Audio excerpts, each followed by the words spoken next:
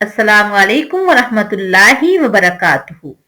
आज हम अपने प्यारे पैगंबर सल्लल्लाहु अलैहि वसल्लम की बताई हुई वो दुआ याद करते हैं जो पैगंबर सल्लल्लाहु अलैहि वसल्लम ने परेशानियों में पढ़ने के लिए बताई है।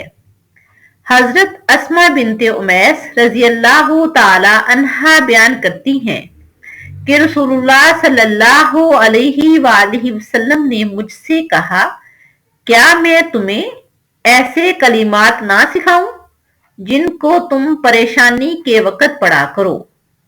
वो कलिमात क्या है, आइए देखते हैं।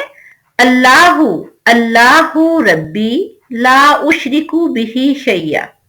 फिर देखें, अल्लाहु अल्लाहु रब्बी ला उशरिकु बिही शैया। अल्लाह अल्लाह ही मेरा रब है, मैं उसके साथ किसी चीज को शरीक नहीं बनाती। अल्लाह ताला से दुआ है कि अल्लाह ताला हमें शिरक से बचाए। अल्लाह ताला हमें अपनी जात की तरफ रजू करने की तौफीक अता फरमाए।